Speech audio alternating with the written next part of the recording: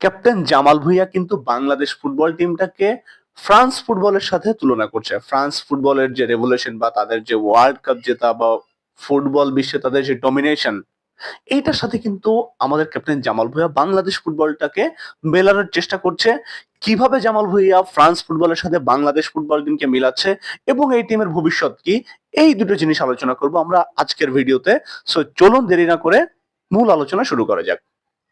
দেখুন, France Zinedine জিদানের পরবর্তী সময় কিন্তু অনেক সাফারিংস এর মধ্যে গিয়েছে এবং পরবর্তী পর্যায়ে কিন্তু আমরা দেখেছি ফ্রান্স কিন্তু ফুটবলে একটা গণজাগরণ তৈরি করেছে এবং শেষ পর্যন্ত কিন্তু ফ্রান্স ফুটবলে গত 2 আসরে রানার্স আপ হয়েছে এবং চ্যাম্পিয়ন হয়েছে কিলিয়ান এমবাপ্পের হাত ধরে। এখন কথা হচ্ছে, ফ্রান্সের যে একাদশ, সে একাদশে আসলে ফ্রান্সের কতজন খেলোয়াড় আছে? আপনি যদি ইদুয়ার্দো কামাভিঙ্গা, কিলিয়ান এমবাপ্পে সহ আরো যাদেরকে দেখেন, পুরো ফুটবল টিমটাই আপনার কাছে মনে হবে শুধুমাত্র 1-2 জন বাদে বাকি টিমের অধিকাংশ খেলোয়াড় কিন্তু আফ্রিকান খেলোয়াড়। ফেসবুকে একটা মিম অনেক বেশি ঘুরে বেড়ায়, সেটা হচ্ছে ফ্রান্স ইটসেলফ ইউরোপের একটা টিম, কিন্তু তাদের অধিকাংশ খেলোয়াড় কিন্তু ব্ল্যাক, দ্যাট মিন্স হচ্ছে আফ্রিকার। অপরদিকে মরক্কো কিন্তু একটা আফ্রিকান কান্ট্রি, কিন্তু তাদের দেশের অধিকাংশ খেলোয়াড় কিন্তু সাদা বর্ণের। দ্যাট মিন্স মরক্কোর টিমটাকে মনে হয় যে তারা বোধহয় ইউরোপীয় টিম এবং ফ্রান্সকে মনে হয় যে তারা বোধহয় আফ্রিকার টিম। সো চলুন আমরা কথার পয়েন্টে ফিরি। সেটা হলো, ফ্রান্সের অধিকাংশ খেলোয়াড় কিন্তু বাইরের দেশ থেকে তারা নিয়েছে তাদের দলে এবং তাদের যে সেরা সেরা খেলোয়াড়গুলো শেষ পর্যন্ত তারা কিন্তু ওয়ার্ল্ড কাপ জিতেছে এবং ফুটবলে তারা কিন্তু এখনো পর্যন্ত অন্যতম পরাশক্তি হয়ে তারা ফুটবলে রাজত্ব করছে বলাই যায়, যেহেতু কিলিয়ান এমবাপ্পের যুগ এখনো চলছে।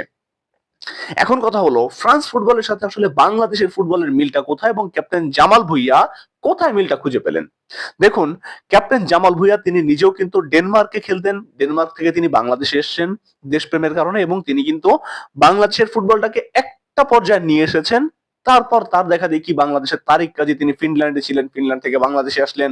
হামজা চৌধুরী ইংল্যান্ড থেকে আসছে, কাজেম শাহ তিনি কানাডা থেকে আসছেন, ফাহমিদুল তিনি ইতালি থেকে বাংলাদেশ দলে কিন্তু ইতিমধ্যে যোগ দিয়েছেন।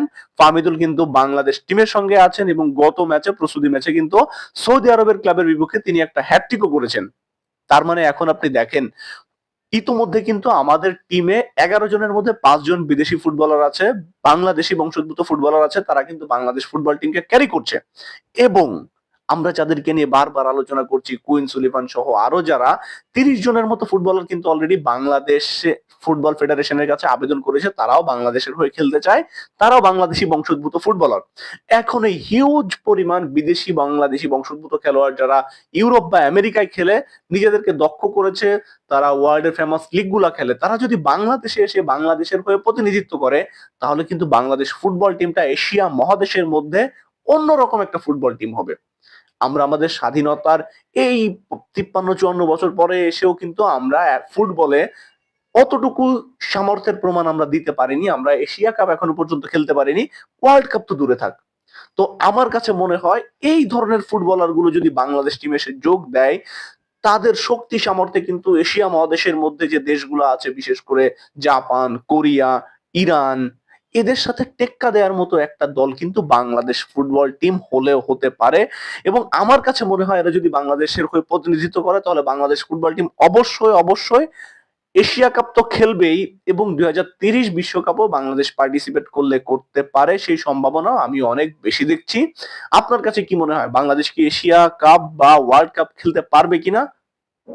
আপনি কমেন্ট করে জানিয়ে দিতে পারেন।